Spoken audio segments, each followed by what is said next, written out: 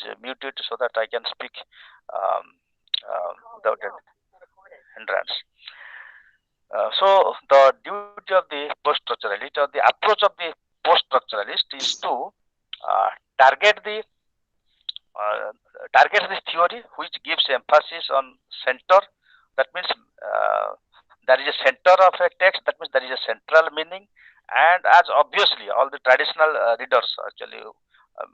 Maximum most of the readers they try to find out, they try to know, they try to interpret the text so that they can find the central meaning of the text.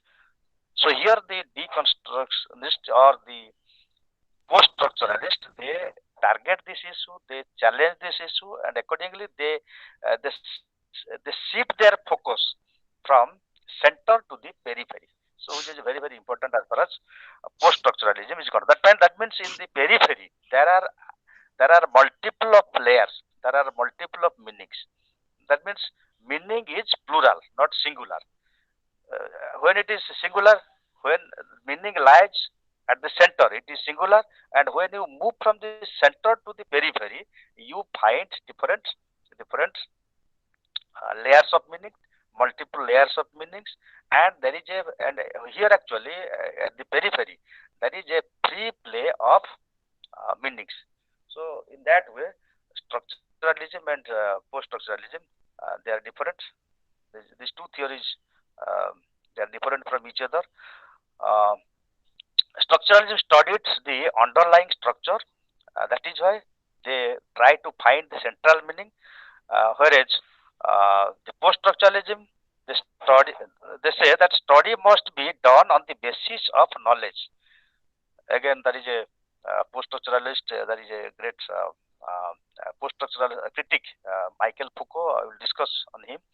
He says knowledge is power, and power is actually, though historically it has been centered, it has been um, fixed at the center, but as far as evolution of history is concerned, as far as evolution of mankind is concerned, when knowledge is coming to the mass, power is also coming to the mass, and utilizing power, actually utilizing knowledge, mass can get the power, and literature at the source of power. Literature at the source of power, it can be interpreted on the basis of knowledge, not on the basis of your center, not on the basis of these cultural patterns. So that is why these critics they try to challenge this structural theory, and thereby we find beautiful points that emerges from this post-structural theory. We will be discussing one by one. Let me now focus on some of the other points as far as structuralism and post-structuralism is concerned. It is derived from the linguistics.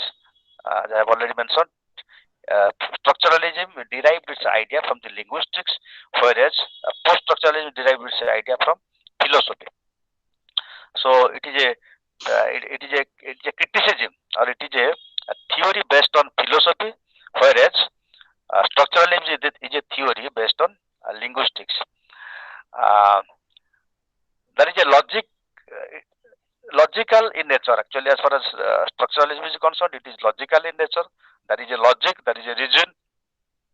Why there is a logic and reason, and always actually there is a centripetal.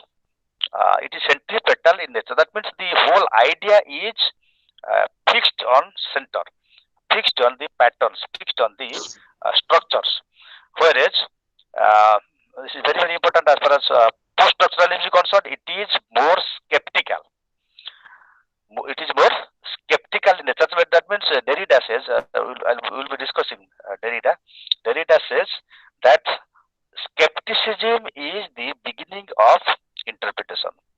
The more a reader doubts, the more the reader questions, the more meanings he can get. As far as science is concerned, as far as scientific invention and discovery is concerned, this questioning is very important as far as new ideas are concerned, new theories are concerned. So as a philosophical theory, post-structuralism derives its idea from this questioning the canon, questioning the structure, questioning the center, questioning the preconceived idea or prejudice.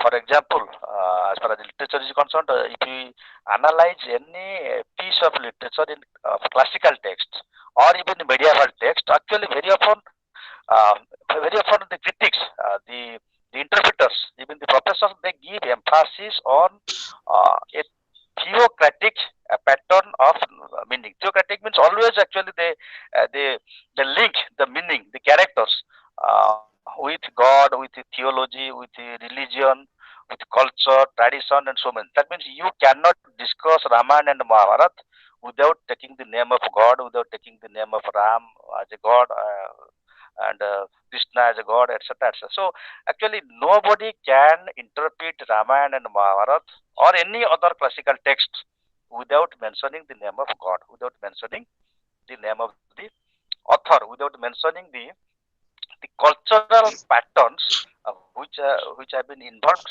in the production of this text. So that means there is only one meaning. One meaning will emerge from it.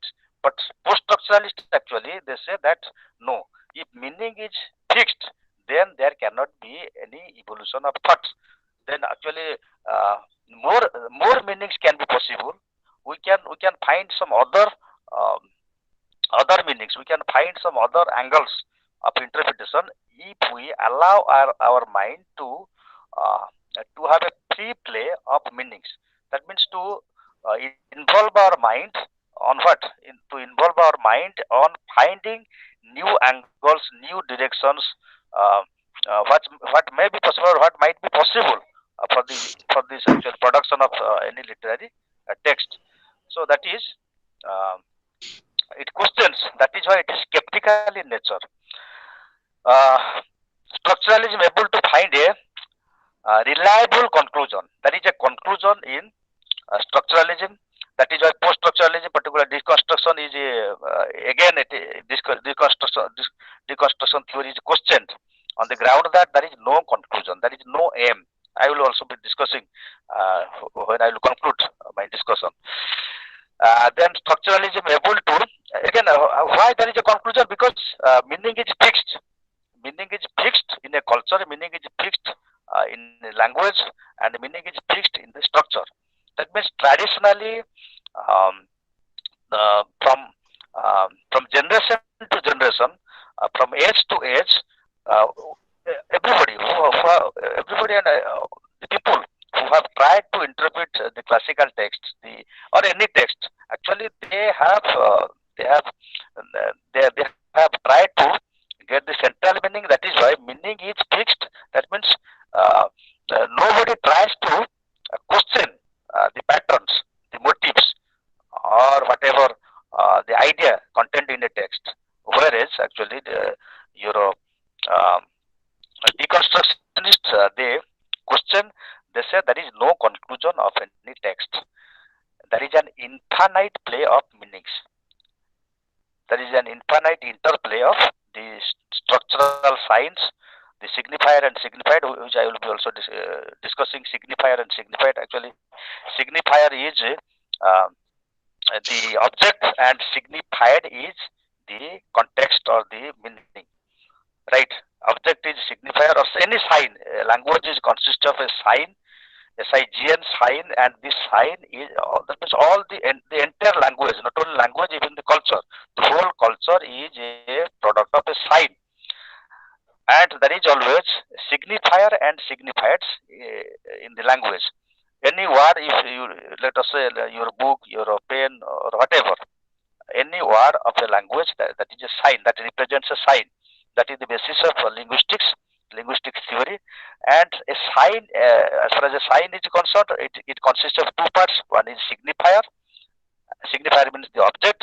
For example, table means immediately you have a mental picture of a table. There are four legs and a wooden surface, and you do what you do on a table. So immediately you get an idea. So signifier and signified, there can be also a signified means what what function does it do, what function we perform on a table. So signifier and signifieds, that means it is fixed. far as language is concerned, the signifier and signifieds, they are fixed as far as structuralism is concerned. Structural critics, structural writers, um, before post structuralism, actually they were giving importance to what fixity of meaning as far as signifier and signified is concerned, whereas this idea is challenged that there can be uh, as many signifiers and signifiers as possible as far as this theory is concerned, as far as the post um, structural critics are concerned, as far as this post structural approach is concerned. So we'll be discussing that again. I find I have already noted some of the other differences that we can find between structuralism and post-structuralism. Structuralism is able to establish a reliable truth means every text carries a truth, and that is even the truth in a book or in a text. Anybody who has unmuted mic, please would you check your mic, and accordingly would you please um, mute your mic. Please mute your mic if anybody has unmuted the mic. Disturbance is created. Once disturbance is created, actually it creates a problem for the. Okay, somebody has unmuted the mic. Pramod Raut, would you please mute your mic? Pramod Raut. Sir. Please, you mute your mic. Now, language is the basis of our thoughts and interpretations. As far as structuralism is concerned, that means you cannot think anything beyond language. Language is the basis of your thoughts, basis of your life. So whatever you think in a language. That means language is the basis of our life, the basis of our interpretation. Whereas post-structuralists, they say that language is a threat that freezes the meaning. That is why they are more philosophical in nature than language. Post-structuralists say that it is a threat. Why it is a threat? Because it tries to fix the meaning, and it tries to what covers the meaning. It tries to stabilize the meaning. That is why they don't give importance on language. The post-structuralists instead actually they give importance to philosophy.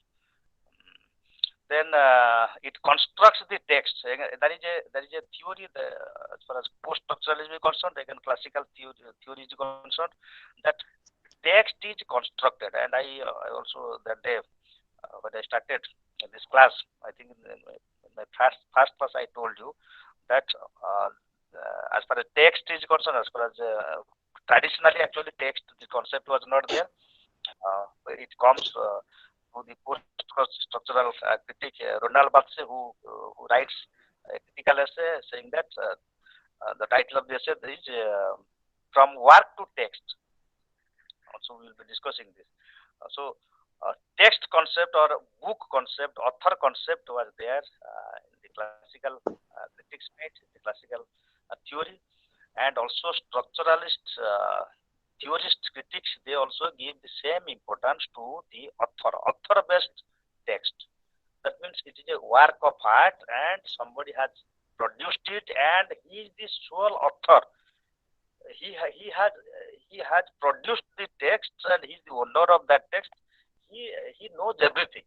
That means we give a status of godlike status to the author. That is why in India we say Vyasadeva, Maharishi Vyasadeva, Maharishi Valmiki, like this word. What does it mean? We give so much importance to text, to that religious book. Very often actually we worship that book also. So this is a classical idea. Also, structuralists, they say the same thing, which is challenged by the post-structuralists. And most of the post-structuralists, they are Marxist. That is very, very important. They are Marxist, and this is a post-Marxist theory which challenges. Actually, Marxists, they challenge the society, whereas post-structuralists, they challenge the language. that language is responsible for the fixity of meaning, for only one meaning, deriving one meaning. That means only giving importance to God, goddess, importance to the kings, to the queens, and their empire. So actually, here actually there is always a center which is challenged, which is targeted, which is actually dismantled by the post-structuralists. That is why we find this deconstruction theory. That means this idea is deconstructed as a result. The postmodern reader, the postmodern reader, that means the readers at the present time, they are free to interpret in as many ways as possible, as they like it.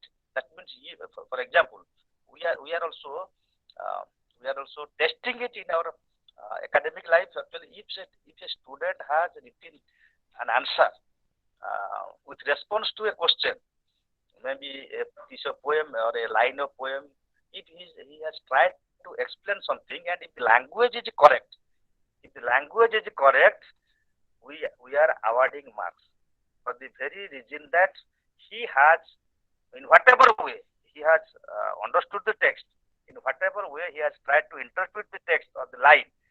Accordingly, he will be given credit, provided that his language must be correct, the spellings must be correct, his presentation must be correct. I personally, I appreciate if somebody gives a different answer, and also we welcome to interpret a line in as many ways as possible, and that justice should be given to students, particularly in higher education. In higher study, it is possible, but in school education, this is not possible because the teachers are not uh, trained accordingly. The teachers are not also, they encourage the students to think in a different way. So this is because of deconstructionist theories, because of the post-structural theory, which gives emphasis that there is no center, there is no conclusion, there is no fixity of meaning, there is a multiple layer of meaning, and in literature or any text can be interpreted um, in as many ways as possible, and that is why we find also in again postmodern theory, there is another theory, readers response theory, actually, which we are not going to discuss. Of course, it's not there in your course. Intertextuality and so many other theories which are there. If it is possible, in my next class, I will also throw some light on it. Uh, a human mind on a as a product of a structure pattern must derive meaning from the pattern itself. That means man is also the product of a structure, that particular cultural structure, that particular political structure, or whatever it may be, even religious structure. For example, you see why actually there was a necessity of atheism in the postmodern time. Many writers, many actually intellectuals, they turn starting from Europe, Samuel Beckett to Albert Camus, Nietzsche, and many other critics, even many philosophers also. For example, Bernard Shaw and Bertrand Russell and many other philosophers, why they turned atheistic. This is because actually if you have a religion, if anybody says that I have a religion, I have a God, that means you fix your meaning. You fix your what? Your interpretation of the world, your experience of this world, of this life on a particular pattern, and accordingly you interpret any a text in your own way as it has been interpreted by the people of the past, and accordingly you cannot deviate. And in case somebody is deviating, there is fatwa. That is why books are banned. That is why communal riots are there. That is why fighting is going on, bloodshed is going on. If you say something, if you interpret text, example, if you read France, what happens a few months ago, that the teacher was killed because he put a question on that particular text, and the reports went to the family, and family members, they showed their reaction, and accordingly what happened to the teacher, and how the whole world divided taking that issue. And and this is because of what? This is because of a structure. Structure is responsible for wars, not only fixity of meaning, not only giving one view of life. At the same time, for this modern day war, for this modern day conflict, whatever, quarrels we find, this is because of the structure, and the structure is responsible for the woes and suffering of mankind. Actually, what post-structuralists say. So, the post-structuralists actually they place human being as Faustus. I think all of you have read Faustus, Dr. Faustus. Is a beautiful text, Marlowe, Christopher Marlowe, and Faustus actually he sought knowledge. He tried to derive knowledge from Lucifer, and Lucifer granted him, and accordingly he suffered. And Marlowe was himself a great atheist. Actually, why it is a tragedy? Because had it not been a tragedy, people would not have accepted it. Marlowe, as an atheist himself, he could he could have given a new dimension to the text. He could not do it because of the structure, because the people will not read it, and accordingly he will be also executed. That is why he let Faustus to suffer and die, or surrender his life to Lucifer. So what I am trying to say, as far as the Renaissance is concerned, as far as the Renaissance spirit is concerned, this reawakening, this opening of the mind became possible when questions were asked, where actually skepticism started taking the structural point of view of society, structural point of view of human thoughts, actions, and as a result, actually, we find new things in this modern world, or postmodern world. We find new invention, discoveries, new anything new. So this became possible because of these post-structural theories that something is possible. Something is possible beyond the status quo, beyond the logo, or that is why it is beyond logocentrism, not logo. Means not concentrated. The meaning is not concentrated at a particular point. Meaning is present in the text, as they say, structuralist, whereas post-structuralist say no. Meaning is not present in the text.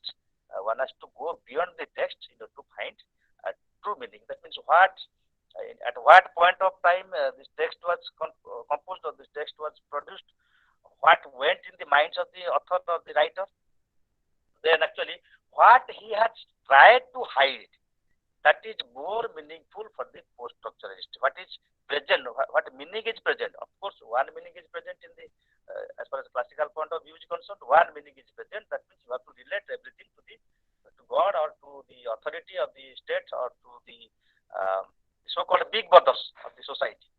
You cannot go beyond it.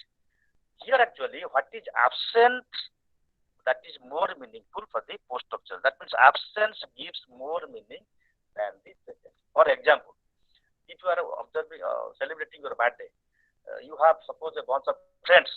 You celebrate with them, but the friend who is absent, you have invited. If that friend is absent, could not come, that friend gives you more meaning than the absent. You understand or not? So, absence is more meaningful. Absence is more more. It is more significant as far as meanings are concerned, as far as interpretation of text is concerned. We will be discussing that. Again, I will be focusing that point. Now you come to the first, the pioneer of this critical view, or this critical theory is the first is Derrida, Jacques Derrida. He is a Jew, Algerian. Okay, and his works, some of the important works he has written. First is work of mourning, Mourning. Then of spirit. There is another important book he has written, of spirit, colon mark, headgear, and the question. Heidegger is a philosopher, German philosopher, and question. Then this important book, which is actually where actually he has discussed this theory, deconstructionist theory. That book is of grammatology. Then there is another important paper. Actually, it is a paper. It's a long descriptive paper, which actually where specifically deconstruction theory is discussed, and this paper was presented in a seminar in America. And after that, Derrida was on focus, and Derrida became the pioneer of this deconstructionist theory, and accordingly, this this essay. The title of the essay is Structure, Sign and Play in the Discourse of Human Sciences. Please note down this essay, Structure, Sign and Play in the Discourse of Human Sciences. Right? Of grammatology and this particular essay, long essay in the form of a book, Structure, Sign and Play in the Discourse of Human Science. Actually, he has discussed this theory at length, and accordingly, we find some concepts he has developed as far as the theory is concerned, and let us discuss those concepts one by one. If you have a copy, please note down some of the concepts I am going to discuss. There is nothing outside the text. So this is the first concept we get. There is nothing outside the text. That means the text is everything. Right? Everything is in the text. And what is in the text, that is fixed. This is the structuralist idea which is challenged by Derrida. That everything there in the text, that means meaning is there in the text, and there is a conclusion, right? You can derive the conclusion if you read the text. Okay, everything is textual. Okay, it is written in the language. So if you read that language, if you read that text, you will get everything. Okay, you can understand everything, which is challenged by Derrida. I have already discussed this point. That means the total human experiences, whatever the author has understood, whatever the author has undergone, he has recorded it in his book, in his text, and if you read it, you will get it, which is absolutely incorrect as far as Derrida is concerned. He says that that there is a and there is another concept he gives, and we will again discuss this. He gives the idea, there is another concept, aporia. Aporia, aporia. Aporia in Greek, this meaning is a puzzle, P-U-Z-Z-L-E, puzzle, or doubt, or you are confused. That is something known as aporia. Contradictory meanings are there. As the first point we discussed, that there is everything, you can get it, which structuralists say, which Derrida challenges, and accordingly he gives the second concept, aporia, where he says that what is there in the text, in a language it is described, it is full of contradictions. There are contradictory meanings, right? So it is, that is as a deconstructionist theorist or critic, actually as a deconstructionist reader, post-structuralist reader, it is the maturity of the reader, it is the maturity of the critic to put some questions and try to find these contradictory ideas. How does the author contradicts himself? How he deconstructs the text himself while producing the text, while writing the text, while making the text? How the author or the writer, how he deconstructs the text. That means here actually one thing is very important. Let me emphasize that again this point. Actually, what happens here? To understand it, you have to understand another concept he gives: difference and difference. Difference means difference. Difference means there are, as I have already mentioned, there is a sign in the language. Every text carries thousands and maybe millions of signs. Millions of words are there. So millions of signs are there. Every sign has two parts, signifier and signified. Signifier means the object, signified means in which context you understand that object. That means through signifier and signified, you get the meaning. Meaning is produced by the combination of signifier and signified. That means through sign, SIGN, through sign, you get the meaning. So that is why he said there is a difference in this process. In this process, there is a difference. What is the difference? That the signs in the language, the signs in a sentence. Suppose that is a sentence. there are few words. There are let us say 9-10 words are there, and every word is a sign, and all these 9-10 words or signs, they very often contradict each other. Contradict each other in the sense actually what the author has tried to mean, right? Whether it is a table, whether it is a book, whether it is an object, whether it is a subject, or what it is, right? So you see, language of literature uh, is something actually it is emotive, as I have already said. There is uh, there is an emotive aspect of language. Emotive means connotation. Language is connotative. In literature, language is connotative, whereas in philosophy, history, language is denotative. There is only one meaning. If you open science book, if you find the meaning of a word is one. Okay, 5 means 5. If x is x, y is y, z is z, there is a fixed meaning. Whereas in literature, in poetry, there is ambiguous meaning. That means meanings are actually the words, they contradict each other. There is a tension, particularly as far as poetry is concerned. There is tension. Tension means because of this difference between signifier and signifiers, a tension is created. That means how the author tries to say something, at the same time also he fails in approaching the fact. Actually he fails in his attempt, and whatever he has thought in his mind, actually he could not be possible to express it in words. That means there is a thought in his mind, and when this thought is put in the form of words, is written in form of words, actually there is a deconstruction. The deconstruction starts from his from his mind, when actually it comes to his hand, and when it is written on the paper, white paper.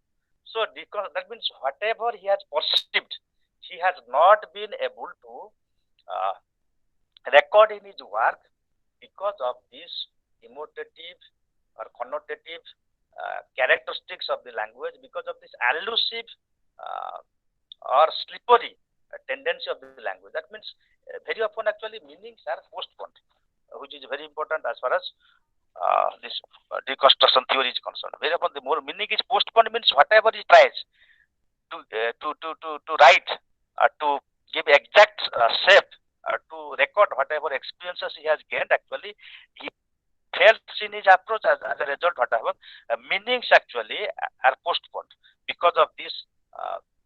For example, let me mathematical put it. Suppose actually the author has tried to, the poet has tried to say A is equal to B.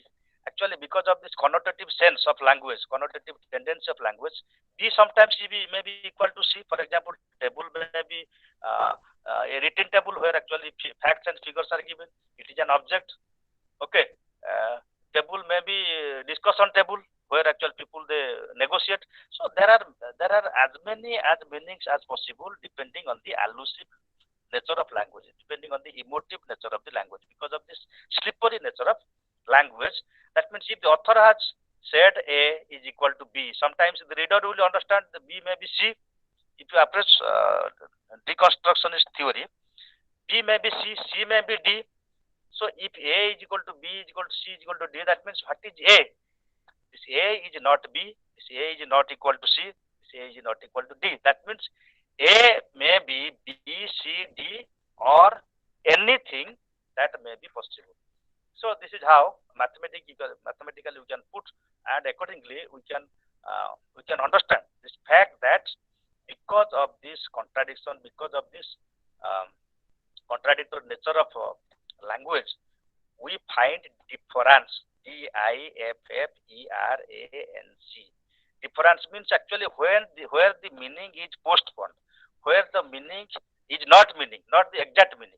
That means there is constant um, constant postponement of meaning, as the literature is recorded, as the poetry is written line by line, stanza by stanza.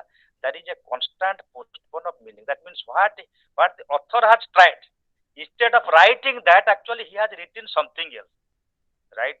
Like your this actually invention of X-ray. X-ray, Roentgen actually he has invented this. Actually, he wanted to find something. It is there in science book. It is described. That Ranjan actually he tried to get something. Instead of getting something, he got something else. That is why he named it X-ray.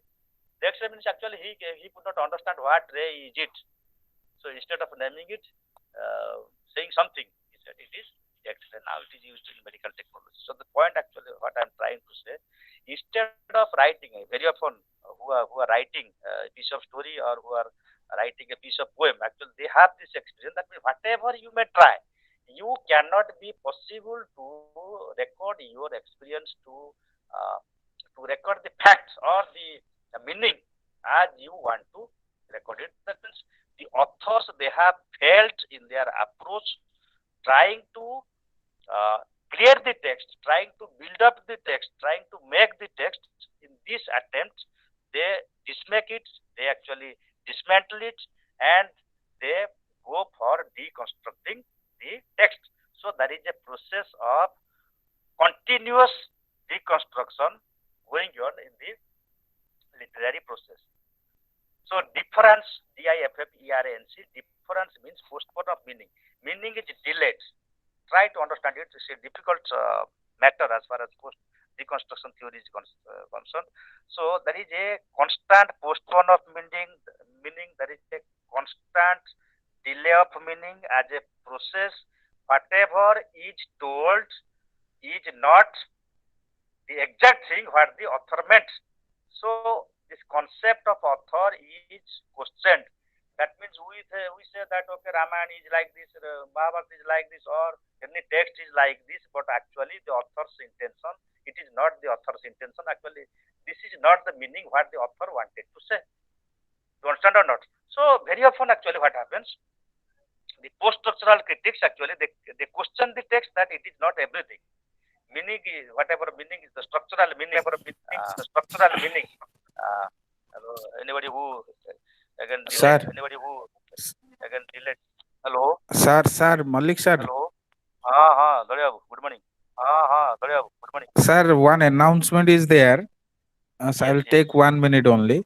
yes. Okay, okay, okay, So good okay, morning, okay. all participants. Actually, Good the morning, sir. class following this Good morning, sir. MEG 10. Yes, yes. Good morning.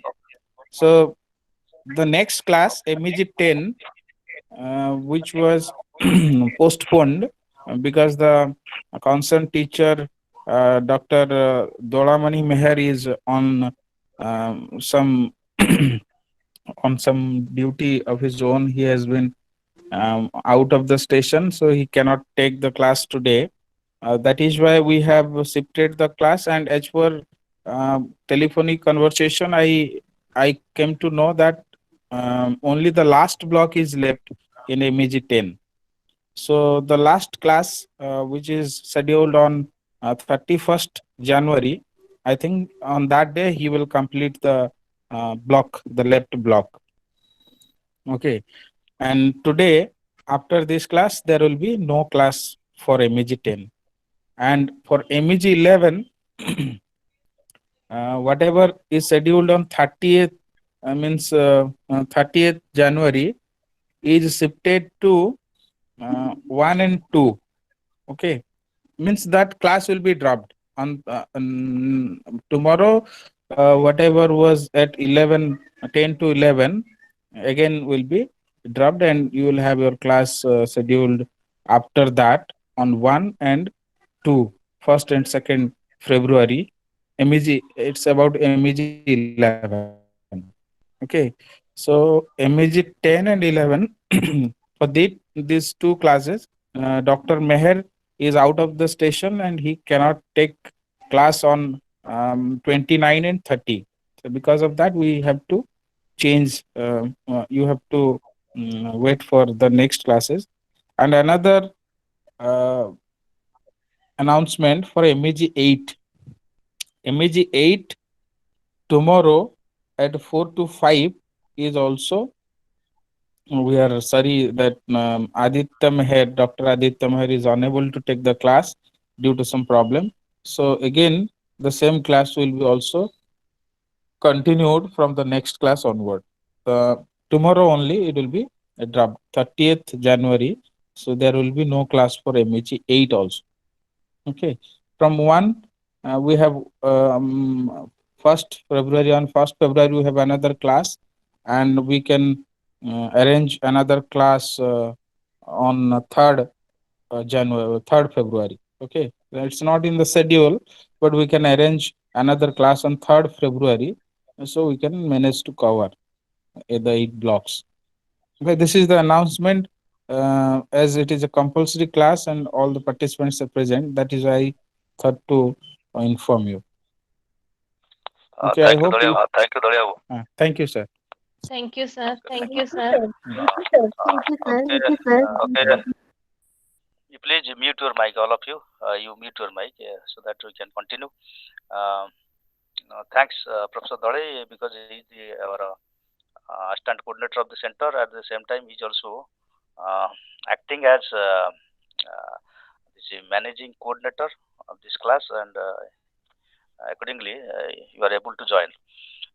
So, as I have already discussed, because of this difference in signifier and signified, because of this tension in poetry or any work of art, uh, a difference, D-I-F-F-E-R-N-C, difference is meaninglessness. Actually, postpone of meaning or delay the meaning is emerged as a result. Actually, we find there is a process of deconstruction of the text. That means the text when it is produced by the author or by the writer, actually he himself deconstructs the text, and when it comes to the reader, again also the text itself has been deconstructed. So, because of this postpone of meaning or uh, difference of meaning, we find something else instead of uh, the author's text. We find actually the reader's text, which is actually addressed by Ronald Barthes in his essay from work to text. Actually, he says that is the death of the author, and because of this death of the author, there is the birth of the reader, and in whatever way the reader interprets the text, in that way, in that manner, uh, different meanings are um, um, derived, and accordingly, a reader's text uh, different in different ways. Reader's texts are produced, and meaning lies in the hand of the reader, not at the hand of the author. Right. So this is how we'll also be discussing. I think the time is very insufficient. Um, because of this paucity of time, we cannot discuss everything. Let me tell some other um, one or two ideas or concepts given by uh, Derrida. Derrida actually also he talks about bricolage, Dricole, bricolage. Of course, this is addressed by Levi-Strauss, Claude Levi-Strauss, a structuralist actually. What is bricolage? Bricolage means actually it's a kind of engineering technique. Actually, taking the first-hand material into account as the engineer builds a road or a bridge. In the same way, taking the first-hand experience, the authors he tries to construct the text or build the text or make the text. Um, and there actually what happens, neither the critics nor the actually Derrida says neither the critic nor the author uses this first hand material, because again you have to go to the Plato's theory. Plato says actually ideas are not original, it is derived. Ideas are derived. So whatever authors, so they say that is original, there is no concept of original in the text. That means it is the derived idea, and when ideas are derived, deconstruction takes place. That means the original idea is not derived because of this human flaws, or because human experience, human mind is insufficient to hold the exact idea, to experience the exact idea. That is why no first-hand material, first-hand experience is there in the text. And when again it is coming to the reader, again there is also deconstruction is there, and this concept of author, concept of the truth, particularly the truth, is not there in the text. So in that way, no author can say, can claim that this is the original text. it contains the original idea, so that there is nothing original in the text. This is which is very very important as far as structural post-structuralism is concerned. There is nothing original in the text. The sense of originality is completely discarded, challenged by the deconstructionists, and accordingly, every writing is a miswriting. Please try to note it. Deconstructionist theory says that every writing is a miswriting, and at the same time, every reading is also a misreading. That means something is lost. Something is lost while producing a work of art or by any author. Something is missed. Something is postponed. Something is delayed. That means the exact meaning is not recorded by any author or the writer.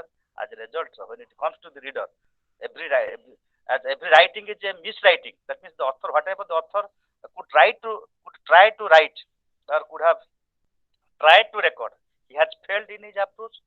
He has deconstructed the texts by himself. So every writing is a miswriting, and at the same time, every reading is also misreading because of this difference and difference of signifier and signified. Actually, uh, there is again confusion is there in the text, and every reading is a kind of misreading. The exact meaning you cannot get. What you have, whatever in whatever way you try, you may apply your mind. Uh, you cannot understand the text as it is because of this uh, difference and difference. So this is something very very important as far as um, deconstruction is concerned. There is something known as another concept is arch writing. ARCHE, arch writing. Arch hyphen double RITING. Arch, what is arch writing? Arch writing means going beyond writing and speech. Okay, that means going beyond the text. Okay, so accordingly, actually, as I have already mentioned, Ronald Barthes writes, readers uh, from uh, from work to text, and accordingly, we find this theory, readers response theory. In readers response theory, that means going beyond the text means actually in which way you can interpret the text as you like it by applying your knowledge, by applying your experience, by applying your idea. Okay, so you have your own text. Read that is known as reader's text. Okay, one is writerly text, another one is readerly text. Okay, so that means what the reader has tried to say, the meaning actually he understood in which way he tried to create the text, whether he has been able or not. Of course, as far as post-structuralism is concerned, he has not been able to create the text, to construct the text as he had tried originally in the beginning. So it became something else, and when it comes to the reader, it becomes again there is a process of deconstruction, and again the reader also deconstructs the text. Again, another important thing, let me remind you that it is not completely destroying the text. Deconstruction doesn't mean destroying the text. That means turning it into pieces. No, turning it into pieces means it is a kind of anatomy that medical practitioners they practice. Anatomy means when you try to understand the whole body, how does it function, and how you experience this life. So as as you understand your body, you understand any phenomenon in this physical world or philosophical world or metaphysical world. In the same way, a text is dismantled means it is divided into different aspects, and accordingly meanings are emerged. That doesn't mean it is, that means destroying the text. There is no meaning, as the deconstructionists say, and accordingly you do not understand anything, and there is no meaning of author, meaning of writer. Not exactly that will be a negative interpretation of this theory. The positive aspect of the theory is that means you have your own meaning as you understand Sita as a character, Ram as a character, Lakshmana as a character, or Arjuna as a character, or Krishna as a character. That means depending on your understanding, you have your own text. That means here the reader is free. Deconstructionists actually they are freeing the reader. They are they are emancipating the readers from the what clutch of this classical theory or medieval theory. okay, from this cultural and linguistic pattern, and they are actually giving a kind of freedom to the reader to have their own text depending on their own um, discourse, or their own mind. Now we will uh, so arts writing actually, it is what is meant, it is between, it is in between what is meant and what is intended. That means what is meant and what is intended, it was not recorded, it is never recorded in the text, because the author he deconstructs the text. So what he originally meant and what he originally intended, which is not there in the text. So every writing is also a kind of arts writing. Okay. So now the duty of the reader, the duty of the critic is to see how the text has been deconstructed, and in which way, in which aspect the meanings have been postponed. Okay, which are the meanings have been postponed, and to find out that meaning, to discover that meaning. That is the whole intention of the deconstruction theorist. And accordingly, I think we have already exceeded the time. I have also another two three authors, two three critics to discuss. One is Michael Foucault, who gives this concept that knowledge is power, and accordingly, how he is strongly supporting Ronald Barthes in this actually death of the author and birth of the reader. So we can discuss him. I think you have your. I have also another. I have a note of another deconstructionist critic, J.H. Miller. Again, he is a disciple of Derrida. He says actually he talks about uh, he writes a book, critique as a host. Okay, he has written a book, critique as a host, and uh, as a reply to M.H. Abraham. M.H. Abraham is a great critic, um, of 20th century critic, and he is a great theorist, and he has glossary of literary terms. I think some of you might have that copy. A very outstanding book on literary terms, and he has written an essay on deconstructionist angel. Deconstruction angel. He has written a paper, and where actually he has questioned this theory, and accordingly, to answer to his question, J.H. Miller is writing this um, book, Critique as a Host. There actually he is talking about intertextuality of literature, right? That means a text, in one text you can find there is the echo of so many texts in the past. So the present text is a host. Please try to understand it as we have host, any virus or bacteria is a host in our body. Any foreign material may be a host in the body. So accordingly, the present text is a host of so many texts of the past, right? And the present text derives its idea from the past texts, and accordingly, again you can, in mathematical, you can put in an equation that text, the so-called sense of text that you have in your mind. That means text t is equal to maybe t1, t2 plus t3 plus t4 up to tn. You can put in that. So that means whatever text you have in your hand, that is not the original text, because this text has derived idea from the past text. That is why we find allusions. More than 1,000 allusions are there in T.S. Eliot's poem Wasteland and Four Patters. The critics, they have found that so many allusions are there. Allusions means he has referred to so many texts. It begins with the April is the cruelest month, Wasteland, and it ends with the Om Shanti Shanti. Shanti means actually he is also referring to Indian theology, Indian philosophy, Upanishads. So no text is original, because there is an intertextuality behind every text. There is a sense of intertextuality.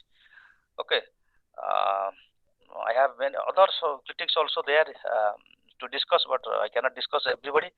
I have one. I will take 1 or 2 minutes, and then I will conclude this class. What exactly the post-structuralist do?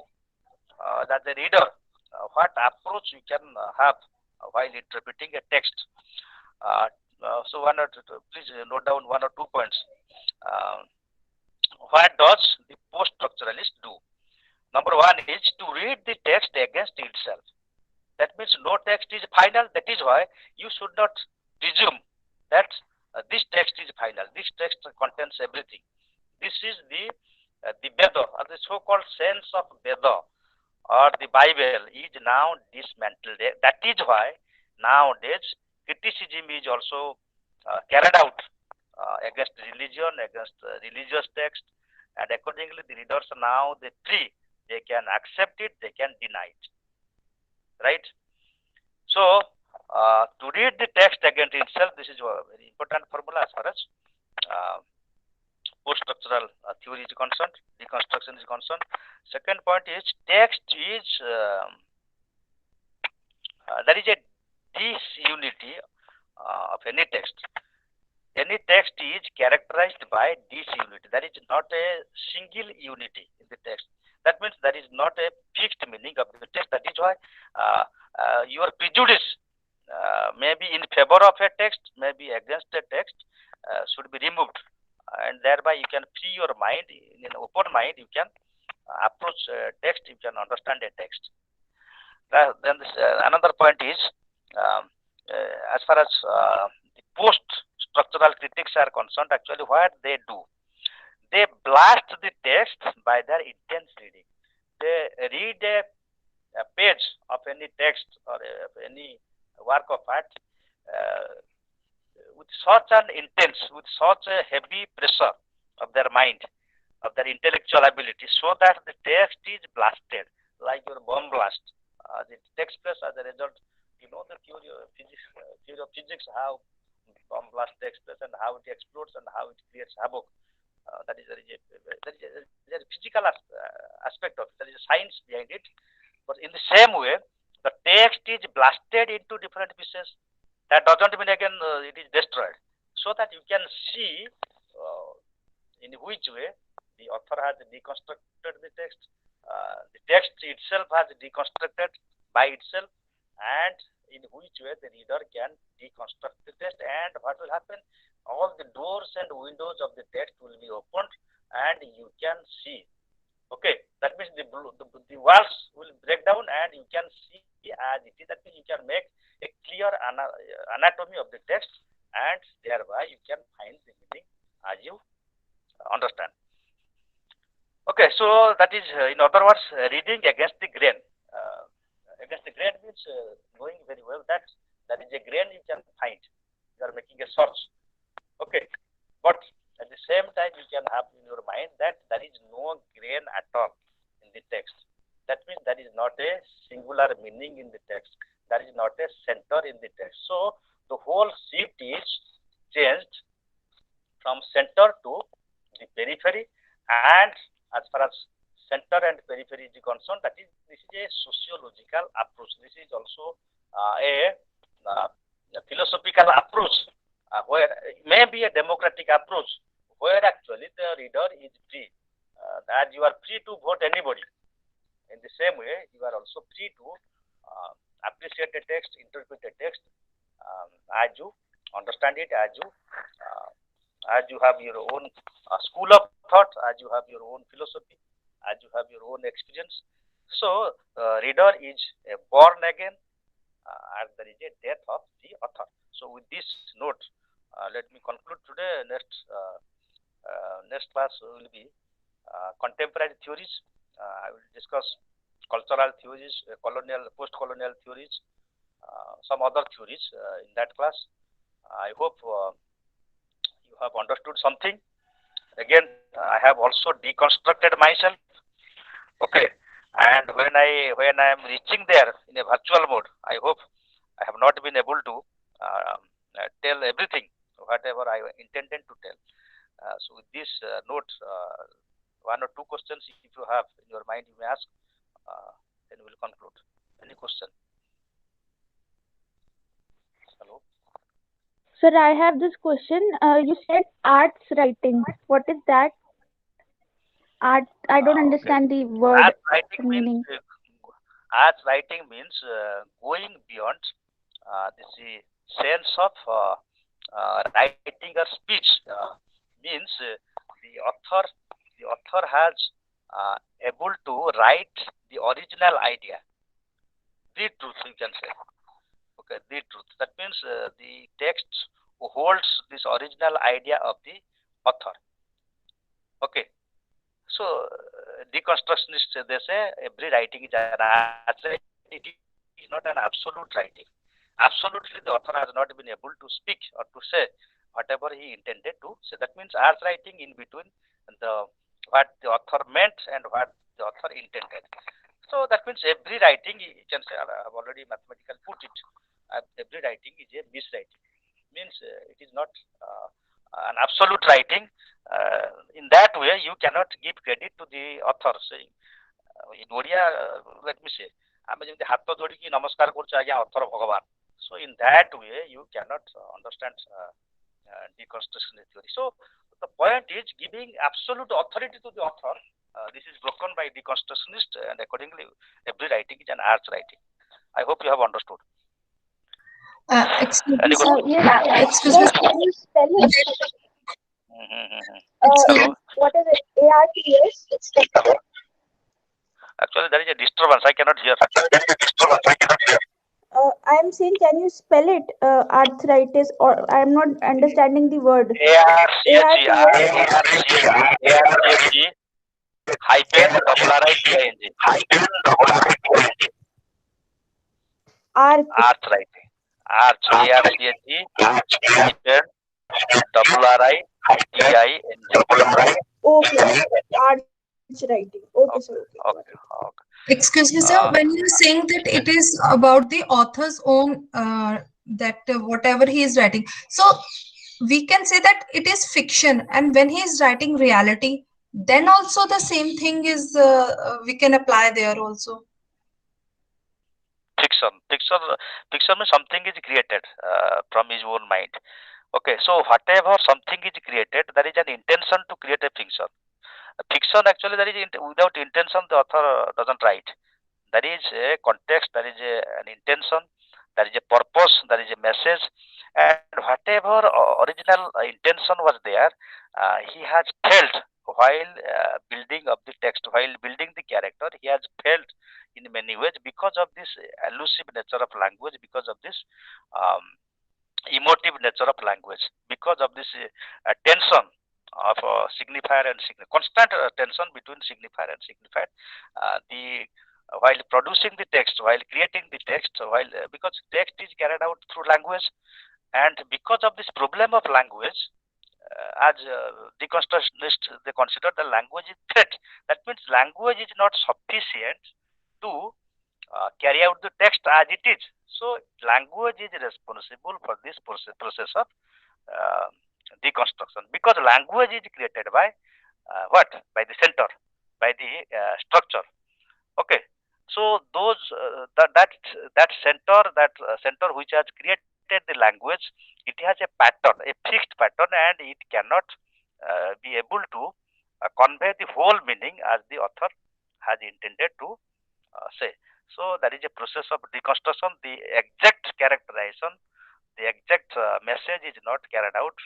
That means the text itself is deconstructed in the process of making it. So that is how deconstructionists they have understood, and accordingly they have criticized the structuralist critics and theorists. And let me give my final word. Again, nothing can be final. The point is that if you apply all these theories, you will fail to enjoy literature. So this is perhaps, as far as my knowledge, my experience is concerned, if you apply all these theories, you may be able to interpret a text in a proper way, in a more reasonable way. Your interpretation, that means you can write a good answer You can be a good critic of a text, but you cannot, perhaps you cannot enjoy literature because literature is something more, which I have already discussed many things, starting from this classical theory to romantic theory and new critics and many other theories. We have already discussed that if you apply one theory, you cannot understand that means you cannot enjoy literature. Understanding may be possible, okay? You are getting more and more ideas and applying those ideas. You will be able to interpret a text, but you cannot enjoy a film, you cannot enjoy a character, you cannot enjoy a piece of poem. Because actually, again, um, there is an essay, Hiroshima paraphrase. Actually, I was also referring it when I was uh, discussing that actual new critics. Hiroshima paraphrase means when you are paraphrasing, actually something is lost. That sense of beauty, that sense of aesthetic pleasure is lost. I think you understand. For example, you love your Yes. children, love your friends. If you make an anatomy of them, can you make an anatomy? Can you see your near and dear ones when their body is opened and when a doctor is conducting an operation? Can you? You cannot tolerate it. That is why doctors they don't allow the relatives to the operation table. Do you understand or not? So even Yes. you cannot. That means you are losing something.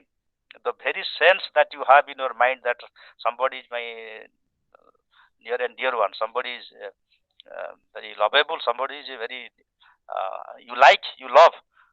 The whole concept as a man or woman, as a lover or a beloved, or whatever it may be. So you are losing that idea when you are bringing it to the operation table and try to dissect, try to make an anatomy of his or her body. So the point is, okay, it is up to the reader. But if you are a creative writer, if you are having a creative mind, creativity is a matter of uh, beauty, matter of aesthetics, which can only be understood by applying your not only five senses but also the sixth sense that everybody has. So it is something beyond all these criticism or critical theories. Again, uh, we'll discuss this contemporary, some other contemporary theories in the next class. So with this, uh, once again, I thank you. Uh, Realize the fact that Thank something you, is sir. lost uh, while um, discussing. Thank you all. Thank you, sir. Thank you, sir.